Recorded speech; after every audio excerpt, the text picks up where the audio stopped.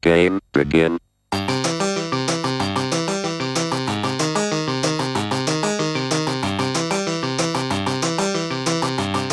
What's new, Michael J? We talked two days ago, so can't be too much. Besides the fact that you're in Cleveland somehow. I'm in Cleveland. So there was a Nets game last night. I usually go to all the Nets games because I live near the Barclays Center. But my sister couldn't go, so instead I flew home to Cleveland to watch the Nets game on TV with my dad. And then Pog was randomly in town, and Pog's like, "Oh, do you want to go to the Nets game?" And I'm like, "Oh, well, I wish you would ask me like before I flew to Cleveland to watch the Nets game on TV." But I watched the Nets game on TV. Cavs won, and I may or may not be in the Cavs home opener on Sunday. So the reason I flew back, my sister is in the Cavs home opener. It's like Filipino American Appreciation Night or something. Nice. They're just pulling. Yeah, like my family is very plugged into the Filipino community in Cleveland. So like, I don't know, there's some sort of flag carrying or something. So I might actually be in the Cavs game in the pregame and the halftime show. But I also might not be. I'm not that super interested in doing it, but it would be cool, I guess. I would have brought nicer clothes if I thought that I might be on national television. But you can always go to the store. I may or may not. Come on, man. I don't know. Do you think it's going to be my big break? Yeah, you never know. You never know where the next thing is going to happen. You are correct. I'm like, oh man, that one random Filipino guy out of however many Filipinos who were carrying flags, etc., during the Cavaliers home opening looks ceremony. Like the perfect CMO for me. I'm like, wow, that's we should get on that. Yeah, maybe. All right, so you think I can fit into my high school era clothes? Maybe. Yeah, I think I'm taller. Yeah, you run marathons. You should be fine. So we dabbled in the theory talk on Thursday, and I think we should structure this and dive a little deeper. Try to get at what we were getting at. I had like the big question, which is, why does it matter to know theory? And I think that the biggest counterexample to this is that many people who are good at Magic probably start by like making the correct plays and building good decks. And then like somebody asks them, like Michael J, right? It goes up to you. It's like, oh, what were you thinking with this, this idea? And then they're like, I guess this card like makes a lot of sense because it synergizes with whatever. But that's like the direction of the ability, right? It's like first you simply are good at Magic, and then somebody who's not very good at Magic, like Michael J, just goes, hey, you're doing really hot on the Pro Tour.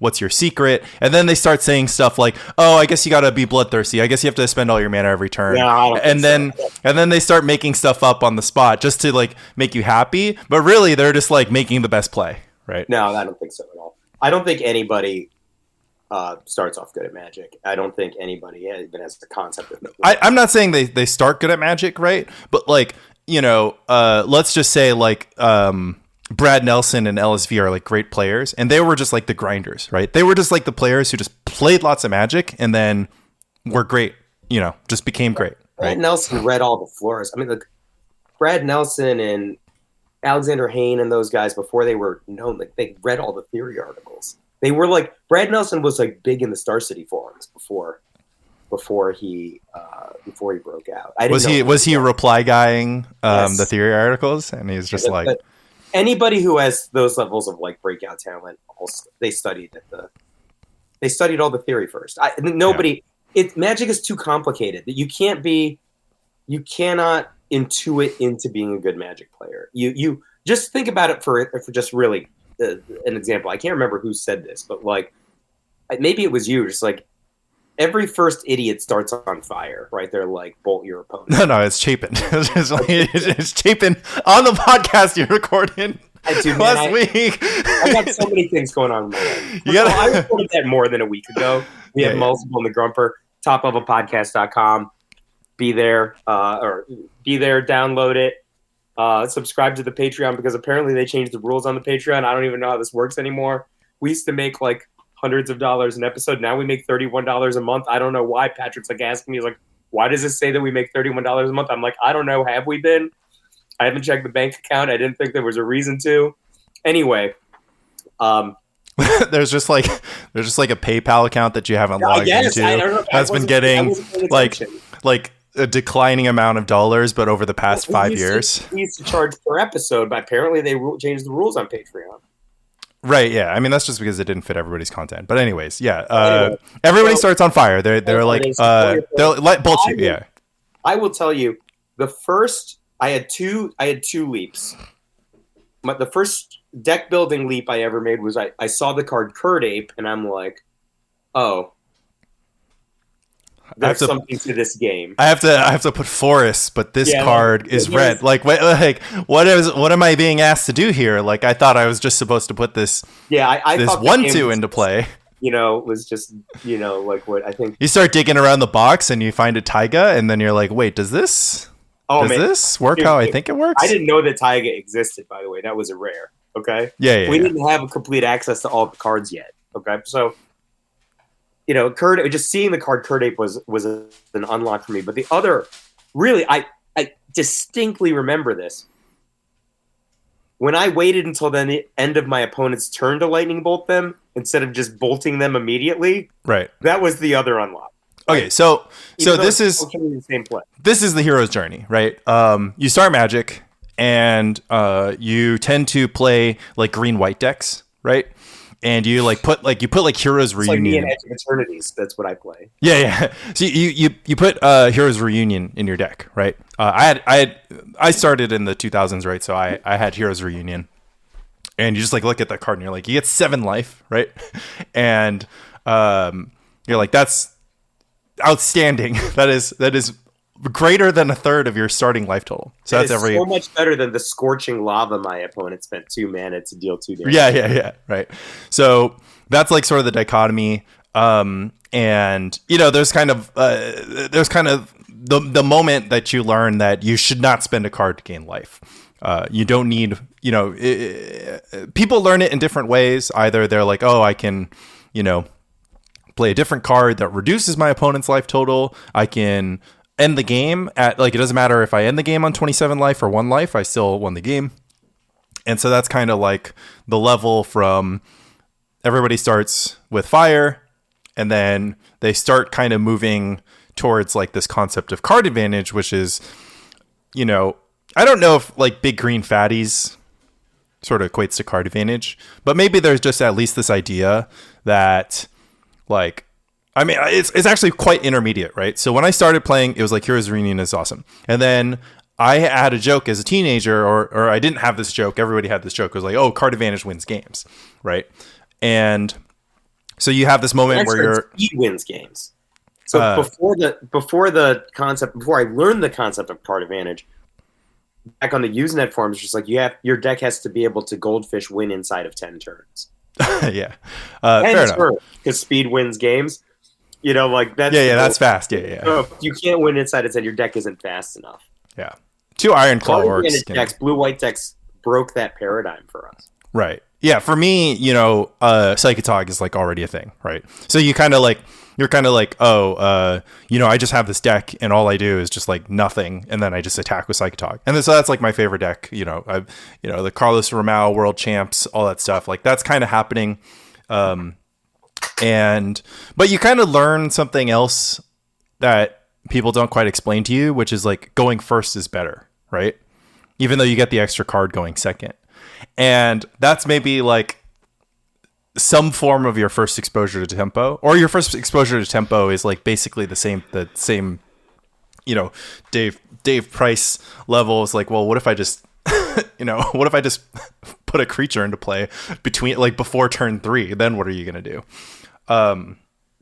So during this evolution, this is just getting up to speed on Magic, right? I don't think anybody anybody who, I mean, it's complicated because we all learn this, like, we're just children when we're learning this game.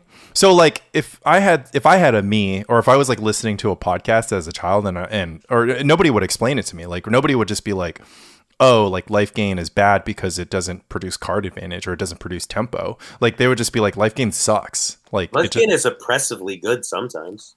I mean, it is now, but Heroes Reunion is never good. Like it's just. I would sort of say, Charles, who stayed in the yeah. Charles a member of the Bougie Discord, right? Yeah. By technicality, he gave me some unglued lands, and I qualified that as a donation to the Spy Colony cause. Has been in New York for I don't know how long. 4 weeks. He's marooned. And he's still playing, right?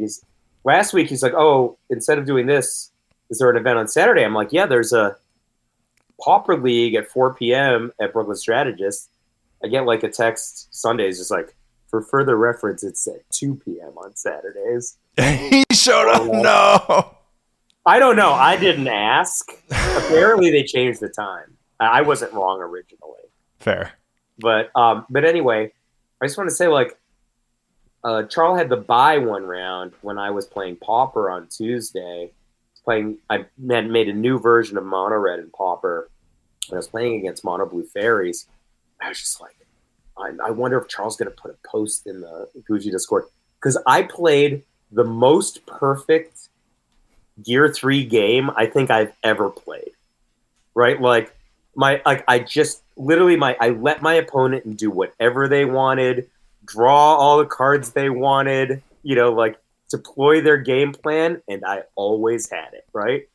And then it was just like chip, all my cards, It's just, I won because Charles watching over my shoulder, and I'm like, oh man, I bet he's gonna put a post. He's like, if you ever wanted to watch a Gear 3 game, this is how you do it, I don't think that he did that. Charles, if you're listening, which I know you are, probably you could put that post. Yes, I did in fact watch Mike play the perfect Gear 3 game against Mono Blue Fairies on Tuesday last week. So you, in this moment, you were like guided by superior theory. But the thing is, like with the burn deck theory is like it's almost too easy, right? It's like not easy? It's not like easy. It's just like it's like one of the only locations where it's very quantifiable, right? So one of the things that people were struggling with, that I don't struggle with because I do not respect math, right? But other people are struggling. They're just like, well, you can't quantify fire, and you and I disagree on this because, and actually, I think that Chapin said fire. This is the whole point of the theory. Chapin said he kind of snuck this in the podcast where he was like, oh well, whatever. He kind of had this sort of Socratic method with you where he was just like kind of asking questions. He's just like, okay, well, what is rampant growth good? Is Llanowar Elf good? Rampant growth's bad if you miss your third land drop. That was his point. No, that's what I said, Admin.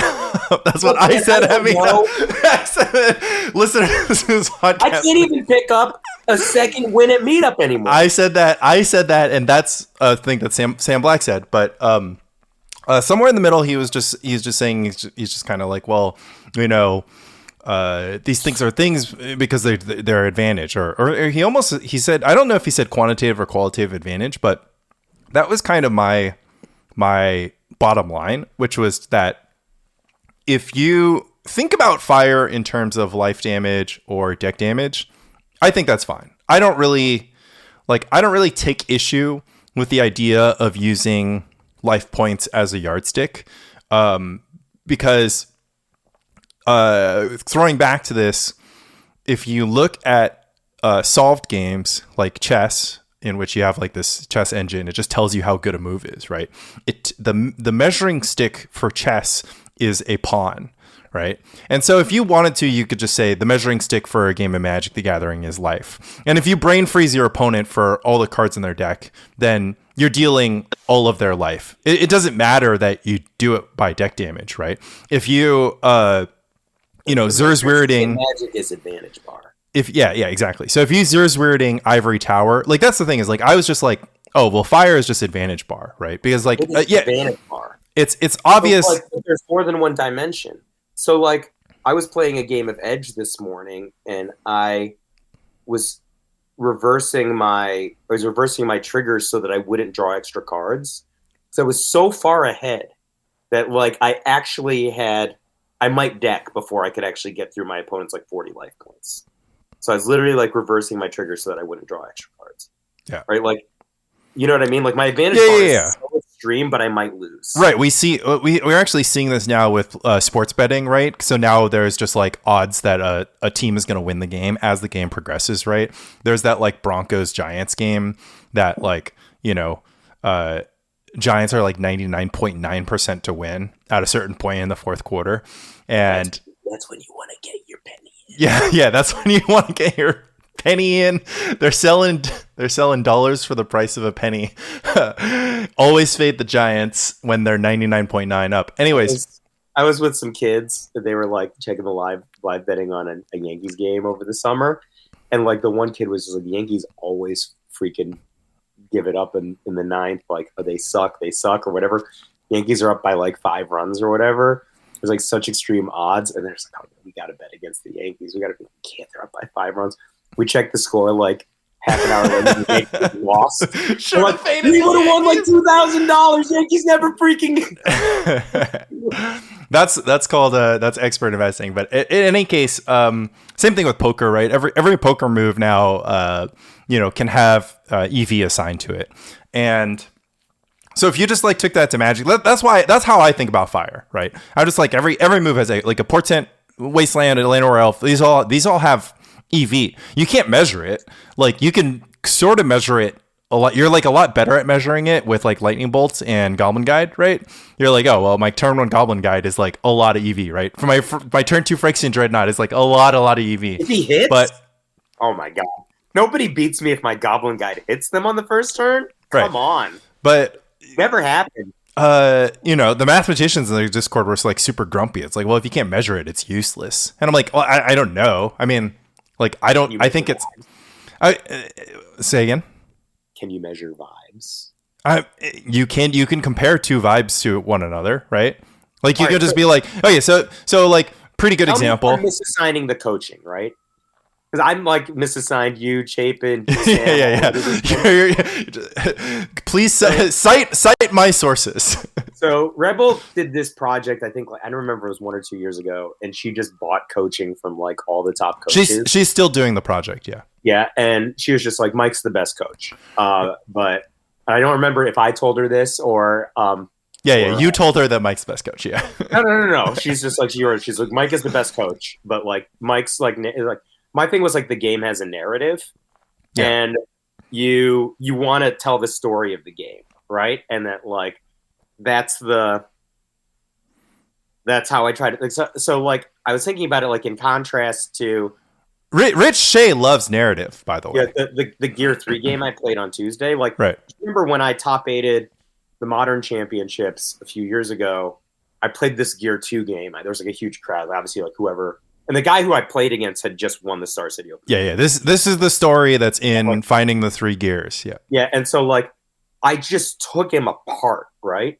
And like he just was completely helpless.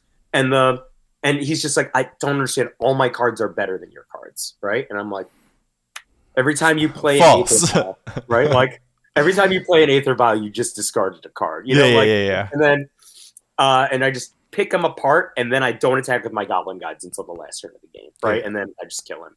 So they're like, oh my god, I've never seen anyone play like that. But this, by the way, is the actual unlock behind pre-modern Burn versus pre-modern Elves, specifically with regards to like Jackal Pup, right? Because people would like people.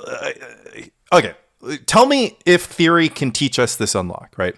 If you have a solid grasp on Magic theory, could it have brought you to the same conclusion that I think is absolutely correct and that I came to, which is that people were like, Jackal Pup is horrible against goblins and elves, right? Because elves can block it with a 1/1, and goblins can like hit it with a Mog Fanatic. And then it's just like, okay, do they have an unlimited supply of those cards? Or do they have a finite supply that they're going to run out of at the same rate that you run out of cards? I've come around on your theory. on Jackal Pup from a different direction, and it comes from like Theory of War, right? So you have two armies. It's the same two armies, right? Somebody acts first, or they attack versus like setting up their defenses or whatever. When they attack, they move their troops forward, like towards the enemy position. They cede the ground to the enemy, right? So, for example, if you go back and read history, like somebody lost because they were fighting in marshland, right? Somebody lost because it was misty that day. Somebody lost because the other team had longer distance bows and then they caught them in the kill zone, right? So like when you send Jackal Pup and they block with Llanowar Elf, right? If it's me, I'm happy to spend a card on Llanowar Elf a lot of the time. Yeah. So if the fact that it's Jackal Pup is irrelevant, right? This is a card we were talking about siding out a minute ago. Right? Yeah. Like this is my like whatever 36th through 40th worst cards in my deck, and we're trading it with Llanowar Elf. I'm super fine with that. I got the Lightning Bolt. I got another one actually. It's actually pretty solid because if you understand Grey Ogres versus Grizzly Bears, then you understand Jackal Pup versus Goblin War Chief, for example, and even to some extent Jackal Pup versus Llanowar Elf, right? Because burn is we have to give people. Where would you? We have to give people Grey Ogres versus Grizzly Bears. Okay, it is Grey Ogres versus Grizzly. So yeah, go to Top Level Podcast. You can hear an in-depth discussion of Grey Ogres versus Grizzly Bears. The short answer is one player gets to submit their deck. They have access to Grey Ogres in Mountain. They're playing a 40 card, 60 card deck. Who cares? Same deal. The other player has Force and Grizzly Bears. They have to submit it. And they have to submit a deck. And so fundamentally, we kind of all have this idea that Grizzly Bears is advantaged because of tempo. Because at some point, you'll have two Grizzly Bears, and then your opponent's playing one Grey Ogre a turn, you're playing one Grizzly Bear a turn. So everything's trading, but you still have a Grizzly Bear that's attacking. Okay, so the second level of that is just like, okay, well, what if Grey Ogres plays fewer lands? And Grizzly Bears runs out of Grizzly Bears, right? So if Grey Ogres is on the play, then Grey Ogre gets to like keep pace with Grizzly Bear, and Grizzly Bear won't like be able to keep a constant flow of bears because Grizzly Bears floods out, and Grey Ogres at the point that Grizzly Bears floods out, it no longer matters how expensive the card is.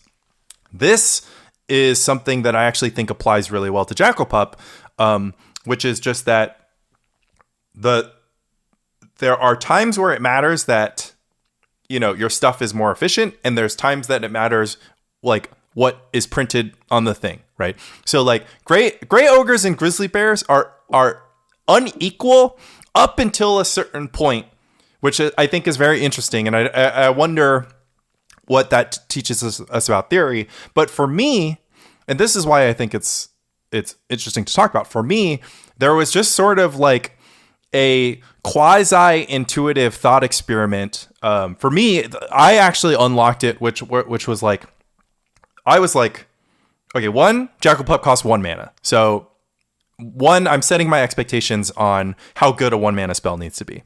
Two, if Jackal Pup connects once, then it's better than other 1 mana spells in my deck in this matchup, right? If, like, exactly as you were saying, if I'm happy enough to bolt a Llanowar Elf, then I'm happy enough to send a Jackal Pup in and force them to block with a Llanowar Elf, right?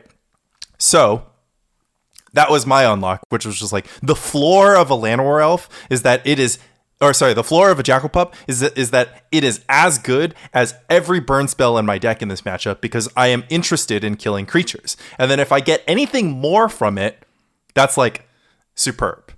It was like a Searing Blaze. Exactly.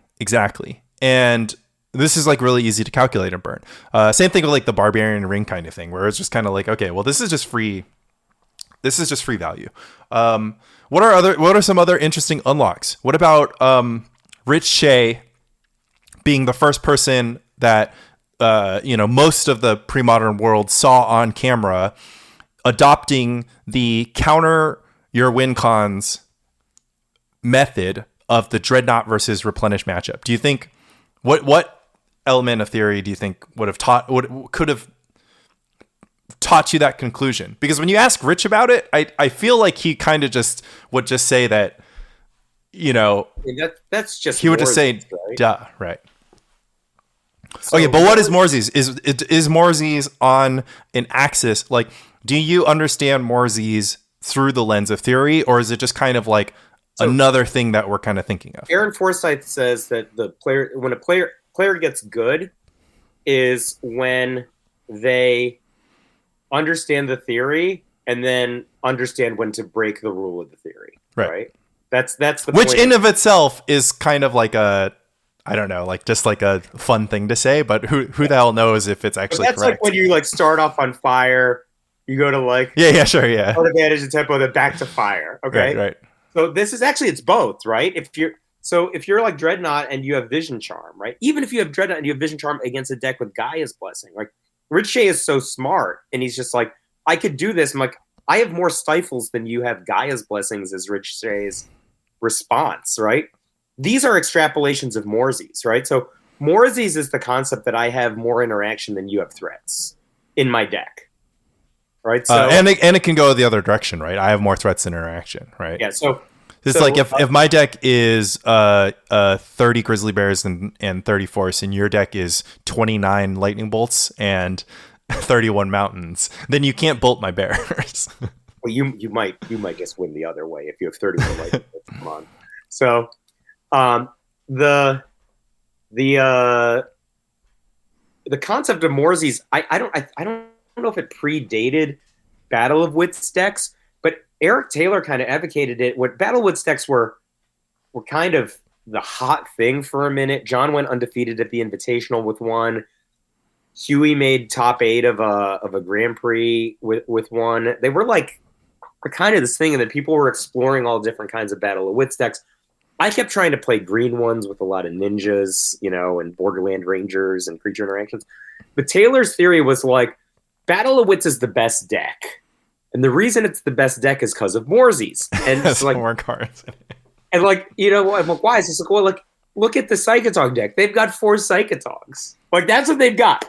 4 Psychotogs. Like, I have way more Smothers, Chainer's Edicts, whatever, in my Battle of Wits deck than you have Psychotogs. How can you win? You also can't deck me. I have a 255 card deck.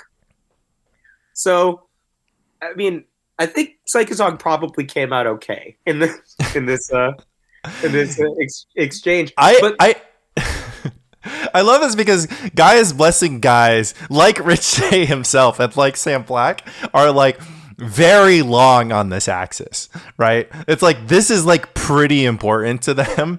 And it's interesting because it does not strike me as a true form of advantage that, it is one somewhat deterministic form of advantage, but whether or not it results in more positive EV is just kind of like doubtful, right? The reason I invoked the Aaron Forsyth quote is because conceptually Morzi's has to kind of break the idea of card economy, because like if you're just taking a card out of your hand like a Vision Charm and pointing it at your opponent's deck, right? Like that's like discarding a card. Right, that individual in exchange is not very good.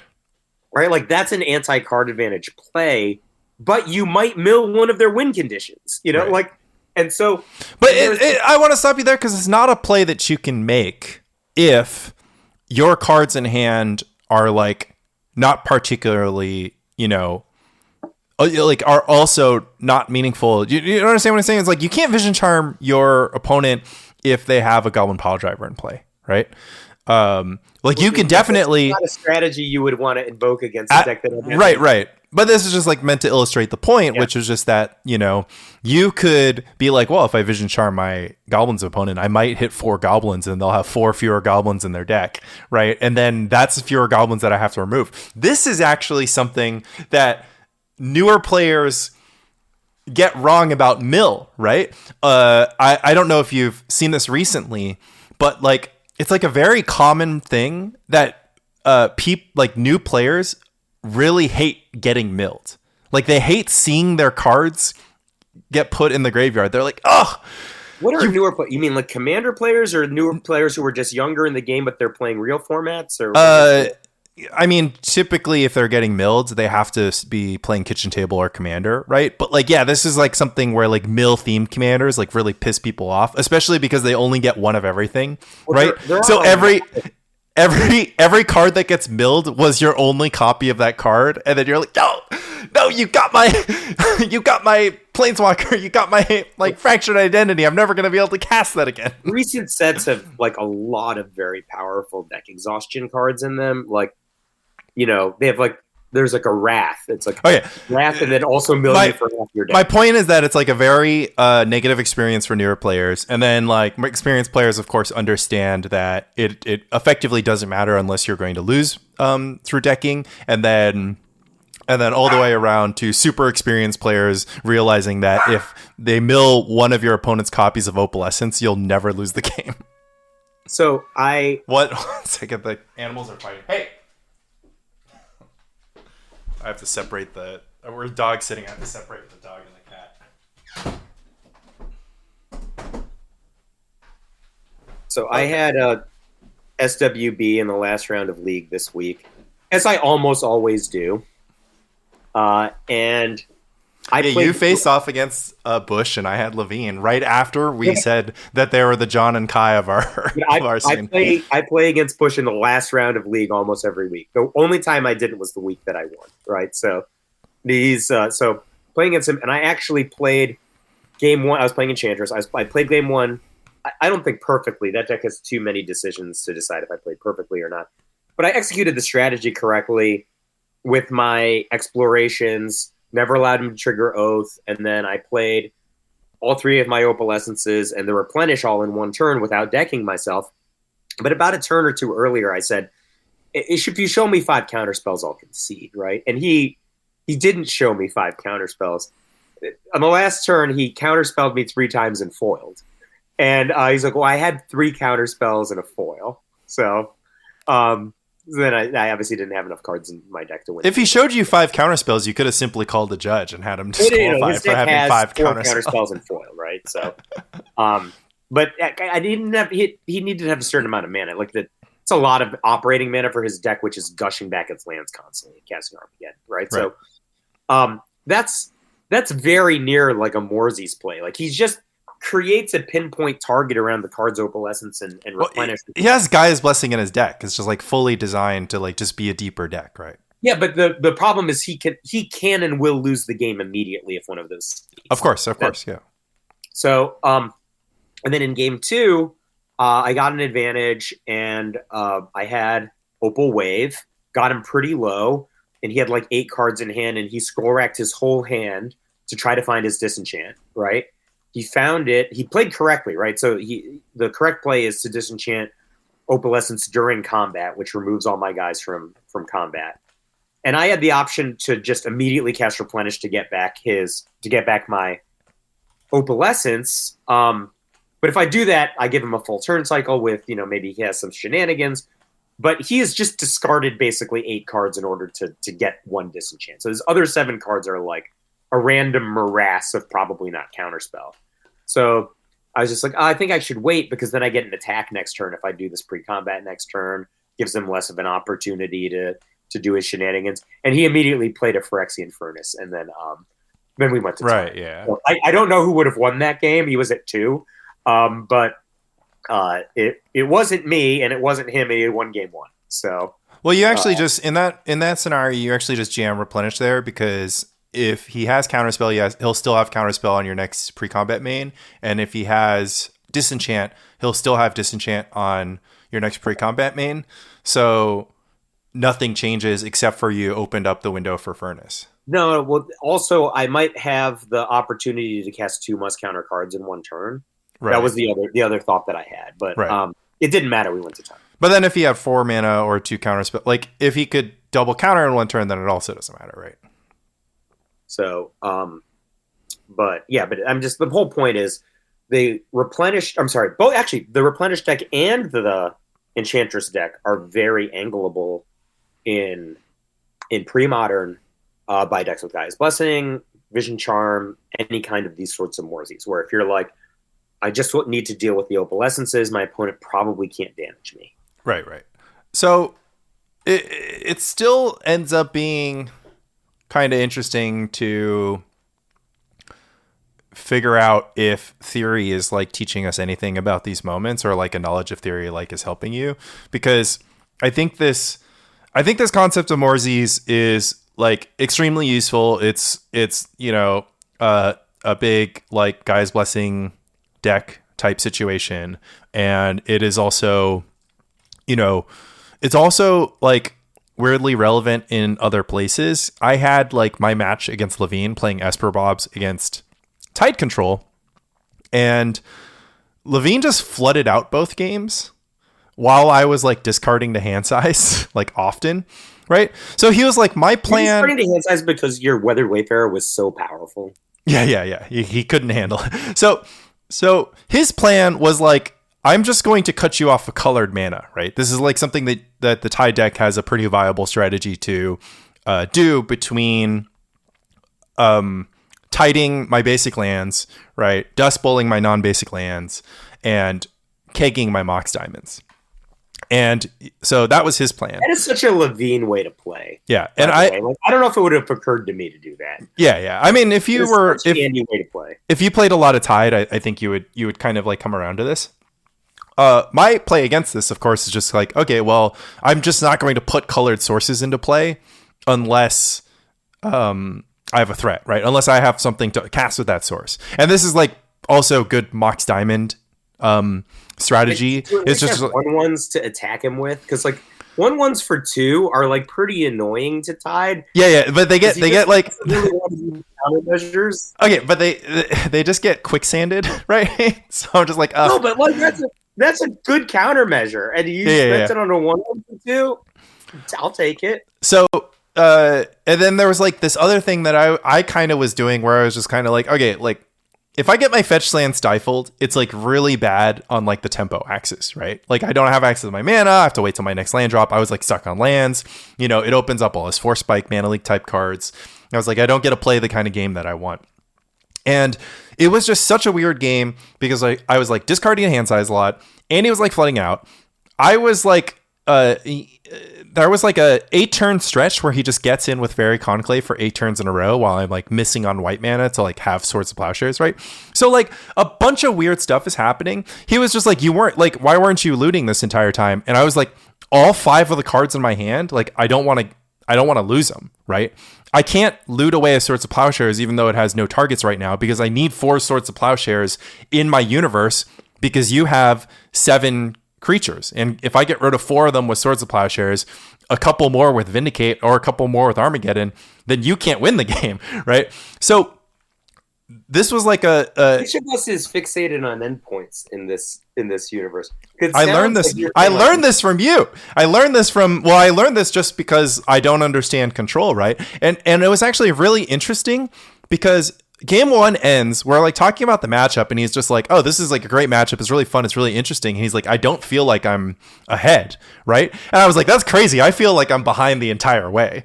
But I am ahead. Like I like the cards in my deck are not particularly good, but they're all just exactly annoying enough for like the type. Like he can't ignore any of them. He can't like leave a Wayfarer on the table. He can't. The one card that he can leave on the table is Merfolk Looter, because he's like, if you loot your, I every card in my deck is good. I don't want to loot away lands. I don't want to loot away Mox Diamonds. I don't want to loot away Vindicate, Swords of Plowshares, counterspells. Like the only thing that I would loot away is like maybe like a Mana Leak, because he has 10 lands in play. Mono blue decks, or predominantly mono blue decks, tend to be pretty bad against utility creatures. So yeah. So like I just remember this, and utility enchantments during my stretch of like making all kinds of Kiga the Tidestar decks, right? So remember, like I was like probably playing for top 8 at like the whatever the equivalent of like the regional championship was. Beat down Benny Lundquist won it that year. I ended up like top 16, and I lost to like ninjas and a different deck. I lost to like Plax Mantas, like blue-green, like random Trigon Predator deck.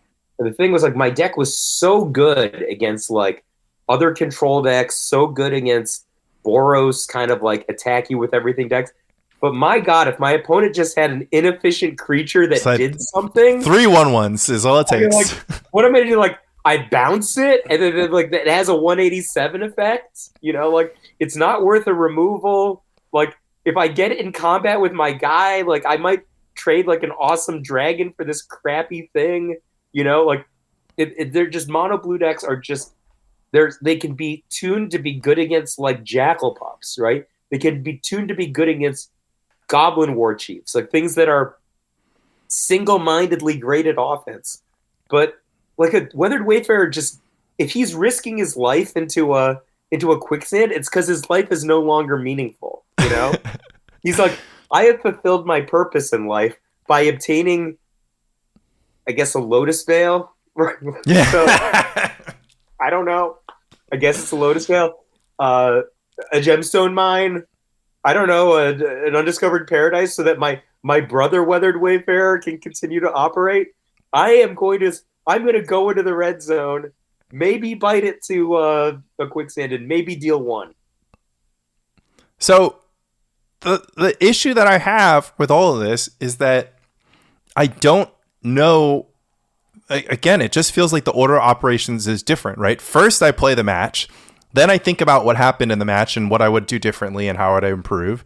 And then afterwards, I'm kind of like, oh, well, this is kind of an expression of, this concept of like, maybe it's more Z's where like I'm like fixated on Andy's win cons and Andy's like fixated on sort of like this prison outcome, right? But it kind of doesn't really feel like card advantage, tempo, or fire. It just doesn't feel like it maps onto some of our theories. So, and I think fire is the best stand-in for advantage bar. But really, what you want is like whatever the overlap of advantage bar and narrative is.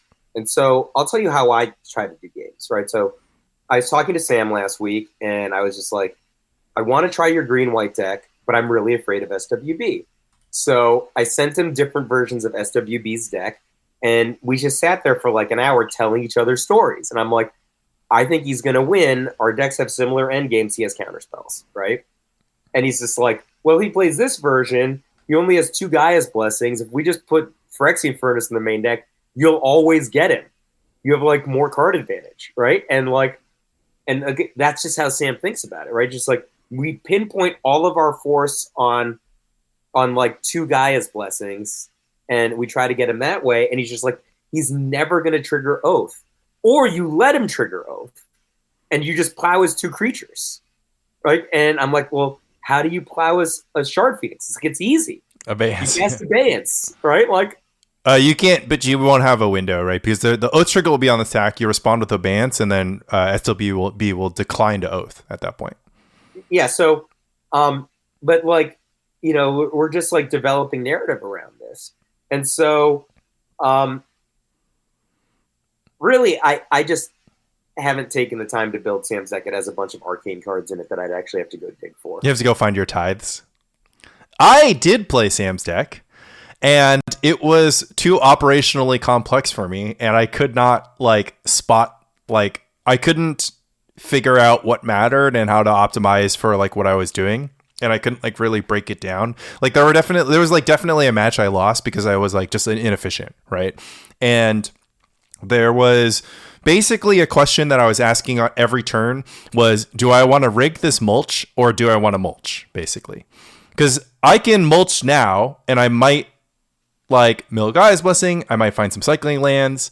I might miss on mulch, which happened like 5 times. Like I mulch zeroed. Like I had a keep that was like you're a scroll rack deck, right? How do you miss on mulch? I had 7-card keep that was like land, Mox Diamond, mulch, and I was like, I think that's probably good. And then so I go land, Mox Diamond, mulch, just miss, right? But like, what is my hand doing otherwise? I'm waiting to draw scroll rack if I like keep that hand, and then in the meantime, I'm just busy doing nothing. The 2 decks I really want to play are Sam's deck and then Rich's deck from months ago with the Abundance deck, which are both attempts to solve the land tax problem, right? Like they're both playing like incredibly weak versions of land tax. Try to come around on land tax. I mean, I guess I'll mention this, which is I think that the thing that is worth trying is having both Gush and Mulch, because like through playing Sam's deck, I was like, well, the goal is to mulch 4 lands off the top of your deck, right? How do you get to that goal? It's like, well, first you have to have 4 lands in hand. It's like, okay, how do you put 4 lands in your hand? It's like, okay, well, you use Tithe. It's like, okay, well, how do you use Tithe? It's like, well, you have to have a fetch land in play, and your opponent has to have an equal amount of lands in you, and then you like crack your fetch, and you respond. Yeah, and then you activate Skull Rack, and then you mulch, and then okay, so you have your hand is mulch. Now? Hold on, listen. So your hand has to be mulch and 4 lands, and then so you rack 4 lands to your top of your deck. You draw 4 cards. You draw 4 cards. You cast mulch. You put those 4 lands back in your hand. Now you have 8 cards in hand. What? Now what are you going to do? 4 of them are lands. 4 of them are reactive spells. So most of the time, if you don't have a Mox Diamond, you discard to hand size. So that's if you start with a bare minimum of mulch plus 4 lands. If your hand is like mulch, Abeyance, Swords to Plowshares, that you're just like chilling, you're waiting for the perfect moment to use those cards. You're just straight up a Gush deck. No, listen. Mike, listen. Jesus Christ, listen. I'm just talking about what's happening with the deck, right? What's happening when you do mulch combo. Imagine what's in the deck. No, I'm Sam's deck right now. I'm Sam's deck right now. So then you like mulch, and then you have like 10 cards in hand. And if you don't have a land drop and you don't have a Mox Diamond, then you just hand size the 3 lands. You always have a land drop, Lanny. You just mulch 4 lands into your hand. Okay, I mean, like, whatever. Yeah, sure. Even if you have the land drop, you're still, like, hand sizing too, right? You obviously want a Mox. Yes, that's what you're saying. Yeah, you definitely have to have a Mox. If you don't have a Mox, that your advantage just goes nowhere. I mean, the advantage is that the next turn you mulch your 8-card hand, and then you shuffle away the stuff, right? And you're just, like, you just only load your hand up with Abayances and Swords of Plowshares, and, like, sometimes an Armageddon or Wrath of God, and it always solves your problems. Or you put, like, an Anurid Brush Hopper into play. But anyways... I'm not saying I played the deck perfectly. I don't know. It's a good card. Like, it's a card that, like, okay, well, if we evaluate the card through the lens of theory, it's like 3 mana for a 3/4. It's like really good on the tempo axis. It lets you trade, your leverage your any number of Call of the Herd tokens. Yeah, your bad card. Yeah. Well, it lets you trade your bad card for Swords of Plowshares. Your opponent normally has a shortage of Swords of Plowshares, and then it's a good blocker, right? It doesn't block Terravor that well, but doesn't block Mystic Enforcer, but it kind of blocks Psychotog in like a weird way. But I don't know. Actually, pretty good at blocking Psychotog. They have to use resources, but the thing is, like, I think you could run out with Anurid Brush Hopper. Well, I guess not if you can mulch for 4 every single turn. But anyways, my whole point is that step 1. Have fewer lands than your opponent. So that step 2, you can cast Tithe. So that step 3, you can have 4 lands in play. And step 4, you have to have Skull Rack in play. And then step 5, you have to have Mulch in play. And then step 6, ideally the number of cards in your hand is like not like 7 to start the turn. But you kind of haven't done anything up until this point except for maybe cast 1 Swords of Plowshares. Because actually every other card in your deck just draws cards. So it's like... So then you like rig the Skull Rack, and then you like draw all the cards, and then you have like 10 cards in hand, and then you like discard. And I'm like, that's the payoff for my like 5-step process. I was like, it was like really good and fun and exciting when I got it going. But if I was missing any one of the pieces, I was just like kind of a strange green-white control deck that like, I don't know, didn't have, it had this like 5-piece engine instead of, Counterspell or something, instead of Portent. So anyways, I think it's like I definitely like was not familiar with like how to kind of pilot the deck. I think that I've played a lot of Sam Black style decks with Gaia's Blessings, and I have found that in the Lanny doesn't understand control lore, one of the things that I'm like not really good at is putting myself at 1 life or like 1 life equivalent, basically, right? Like managing my opponent's fire to be exactly 19 is like something that I'm like pretty bad at, right? So like I played against Mono Green Stoppy, I won the match, but I lost one of the games because I didn't plowshares a rogue elephant and it got in once. Like I plowshared it afterwards and I was just kind of like, one, I wasn't really like in the right mindset, right? I wasn't like thinking through my plays, but I was just like, oh, I'm just like not going to plowshares this because I can pick up a Rancor or whatever. And I'm like, my opponent's never going to cast Rancor into my white mana. So I actually brought Stompy with me because I'm playing under the SWB philosophy of bring 2 decks, one of which is Stompy. And there were 2 Stasis players at League this week, so Stompy would have been great against those Stasis players, obviously. But then also, I thought Stompy would be good against your deck because your deck has creatures that mostly suck. And I didn't realize you also have Exalted Angel. Well, I had Exalted Angel because I only own 2 Psychotogs. So I would have just played 4 Psychotog. But Psychotog is also really good against Mono Green Stompy. No, I mean, Riverboa beats the shit out of Psychotog. So what if I just have Swords to Plowshares and Engineered Plague then? I mean, in game 1, sake of argument, you have to have Swords to Plowshares. You might have Swords to an Elf or something. Why would I Swords an Elf if I have Psychotalk? I don't know, man. Look at your deck choice. Do you know what I did? Do you know what I did instead of Swords to Plowshares and an Elf? So Matt Wallen goes Forest Career and Ranger. I'm on the play, right? Or actually, I'm not on the play. Yeah, I'm not on play. He goes Forest Career and Ranger. I go Land Mox, Meddling Mage, named Survival of the Fittest. Then he goes. Then he goes Treetop Village. And I was like, interesting. And then he goes like attack. And I'm like, Block. I'm like thinking, I didn't block because I was just like, I think now is like a great time for him to Giant Growth, and I can have Swords of Postures up in the future, right? So it's just like no block. Anyways, so we kind of like, you shouldn't have played the Treetop Village. You should have just attacked. Yeah, that's a good point.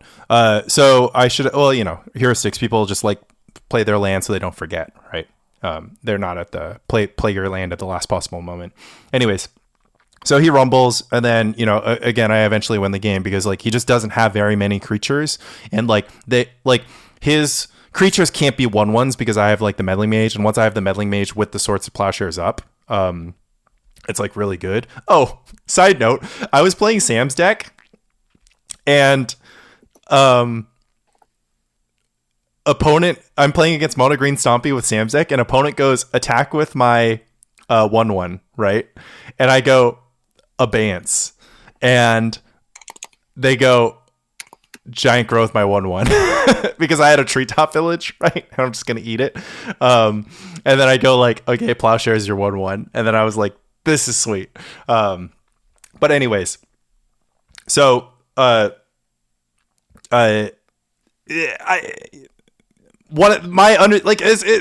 just goes back to the thing. I was like, okay, well, I've never played Esper Bobs against Mono Green before, right? But what did I figure out about the matchup? I was just like, I don't know. I think I just need to put a creature in play, and then only Plowshares and Vindicates the creatures that are better than my creature. And spoiler alert, there's not actually a lot of Rogue Elephant, Treetop Village, and Call the Herd in the opposing deck, and then sometimes I can Armageddon them off Call the Herd, etc., etc., etc. So, anyways, I don't think we actually got to the bottom of this, which is fine. No, there's a lot of interesting process, though. Like Stormlight Archive, man, Journey Before Destination. Sure. I mean, but this is the bottom line. And I've used this example before, which is just that when you were coaching Rebel, you were like, you need to get to the point where you intuit. You need to get to the point where you can vibe, right? Like, one of Rebel's shortcomings in my mind is that she asks too many questions. She asks questions in moments where it's just like not clear, like that you even need to be questioning it. And I was talking to Andy Levine about Vintage, and I was like, here's the problem I have with Vintage. When I watch Justin Gennari play Vintage, I'm actually level 1 on YouTube. He will go into these moments because he's got like 2 decisions. It's like, should I Pyroblast your stock up, or should I Force a Will your, whatever. And he just goes into like galaxy brain on like a really, really basic, very subtle play, which I would just like completely skip over. And I was just like, look, my problem isn't thinking. My problem is I don't know when to think. Because you can't.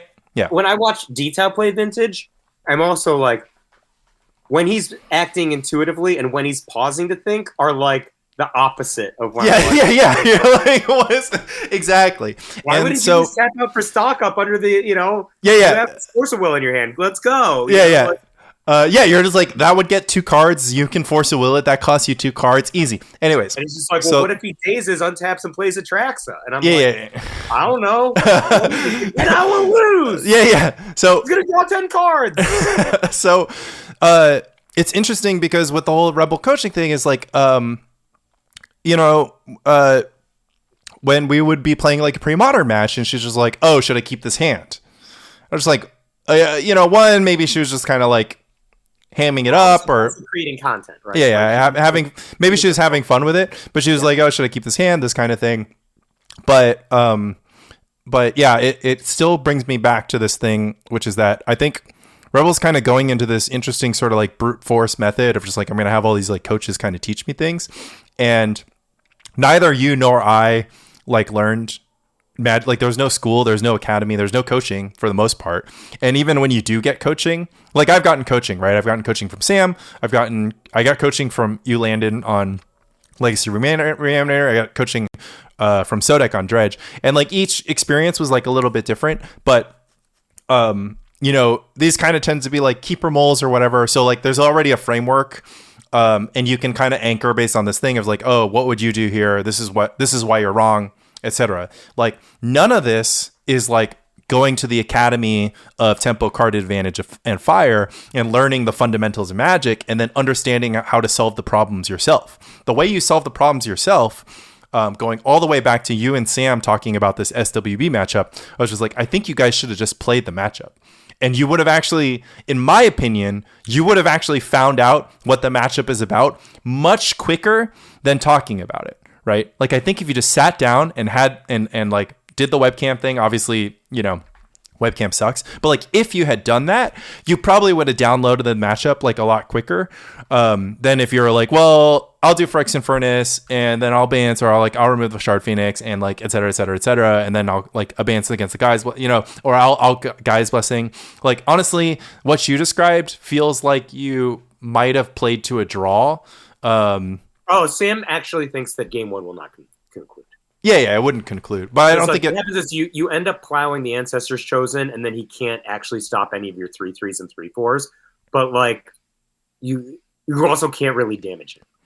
Yeah, right? I mean, I guess you can. Like, the thing is, he can try to never expose Brush Hopper to Phyrexian Furnace, and you can try to never expose Brush Hopper to Swords of Plowshares or your Decree of Justice tokens to Shard Phoenix. But like, if both players are like never exposing themselves to anything, then each player will be able to accumulate all the resources that they need to stop the other player from like doing. I think there's probably an endpoint where you can like do a Decree Fireball, where like maybe you can make like 10 Decree tokens. You'll never because SWB is an Armageddon deck, right? So yeah, so it's also an infinite Armageddon deck, but you're also infinite resistance to Armageddon because you're a mulch-tide Guy's Blessing deck. Like, you're never going to block by Armageddon. Exactly, but at the same time, right? Like, you're never also going to be able to fireball him with Decree of Justice. Well, yeah, and then what's going to happen is, like, both of you are going to be, like, disenchanting each other's Moxes to try to make your Armageddons better, but then you'll just be, like, blessing your Moxes back. Because it's the only way we can get a tempo advantage, because we're both Armageddon decks. Exactly, yeah. So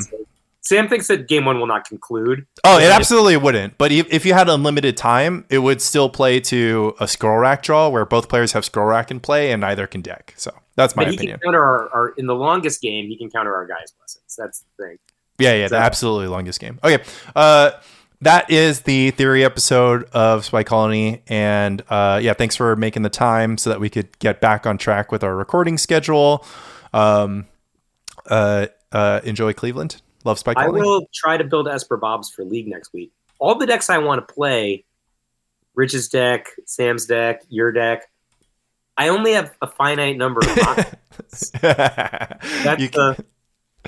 You just have to move the boxes between the boxes. I have how I feel about that. I have one last request. Okay, fine. Then you just have to buy 8 more Mox Diamonds. I have one request, which is that I would like you to brew on top of Esper Bobs. I would like you to do whatever your method is, like goldfish some games, like figure out, cut, vindicate, just like have a hypothesis about what I have wrong about Esper Bobs.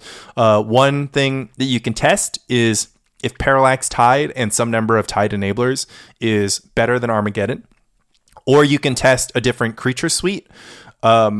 And yeah, I would challenge you to have. I actually don't have a problem with your creature suite, and I actually thought Exalted Angel was good. I would rather have 2 Exalted Angel, 2 Psychotog than 4 Psychotog. What about 3 Psychotog, 1 Exalted Angel? What about 4 Exalted Angel? And then 1 Exalted Angel is a really good card. Psychotog's very interesting. Exalted Angel doesn't block on turn 3, so Psychotog is like really good at that. Okay, well, look, I think you have to shuffle the deck and figure it out. Okay. Well, I encourage you to change something about the deck because like how I built it, doesn't even make sense anyways. Like you don't have to play Lotus Veil. If I have enough time, if I have enough time, I'll make it. You send me whatever your near term changes, like not playing Lotus Veil or whatever are. I will try to make it before Wednesday, and I'll hand it to John, and I'll let John shuffle up and just deal to himself. Because John loves doing that, and then John will tell me, and then I will pretend that they were my ideas. Oh, John will just be like, you know what this deck really needs is Esper John's little Shadow Mage Infiltrator. Yeah. I don't think he'll say that, but I think like John is really good at that. Like, you just hand him the deck and he shuffles it, and he's really a player who he so hated playtesting with proxies. Back when we playtested all the time, he's like, you need to feel the emotional connection to your deck. Oh my god, this is like some wizard Gandalf ass shit. Like this is like, he's like, I hate proxies. Like it's like you need to. Rich is the same way. Rich builds his decks like with his hands, and I actually I like using the Magic Online deck builder. Like for some reason, like. The fact that it's just like sorting it by mana curve, like again, I'm a Church of Tempo guy, so like looking at my decks sorted by mana curve and like being able to pile like my sources, like my color sources really quickly is like my ideal. But I got that from Chapin. I used to be like, I always wanted to write my deck list alphabetical order by color, and Chapin's like, what is that? What are you, like an idiot? Yeah. It's just like you should group the removal together and you should do stuff by color. Yes, exactly. Put the removal together, yeah. Yeah, that's like the piling based on the role in your deck is something that's easier to do with paper cards than online. But yeah, I mean, I would be honored to have John shuffle up Esper Bobs and Goldfish. I need to have time to build it first because I'm in Cleveland until Tuesday, I think. And if I get home in time, I'm probably just going to storm my way to League on Tuesday. Yeah. Okay, so deck. Just use the deck pick I texted you. I'm gonna take a new deck pick. I'm gonna take like a sexy deck pick, but use the deck pick I texted you, and then just Veil good. No, just change Lotus Veil for City of Brass or Gemstone Mine. It's fine. City of Brass. Sure. Oh, or Gemstone Mine. Okay. And then you can like cut the score rack. There's like the 61st card. It's like just like those are the things that you can do. Was scroll rack good? I mean, I didn't cast it. I didn't cast scroll rack and I didn't cast Lotus Veil. But the theory behind scroll rack was that. Like Merfolk Looter can get like bolted, understand. And you can't bolt it. It's like Merfolk Looter's biggest brother. Yeah, it's like his huge brother. I mean, I have 8 fetch lands in the deck, right? 8 is probably too many. Okay, but I've played yeah. I have 8 fetch lands in Weather Wayfarer. You don't need Guy's Blessing, anyways. Love Spy Colony. John would love this. He loves like these idiot decks that do nothing. Yeah. I'm hyped. I'm hyped at the thought of that. And maybe you'll see me at Movie Club. My wife is quitting her brewery job. And so we're doing trivia next week at the brewery, but then afterwards, nothing to do on Wednesday nights. So, okay, well, I skipped the last couple of weeks because I've been doing other things, but I should be there next week. All right. Love Spike Colony. Bye.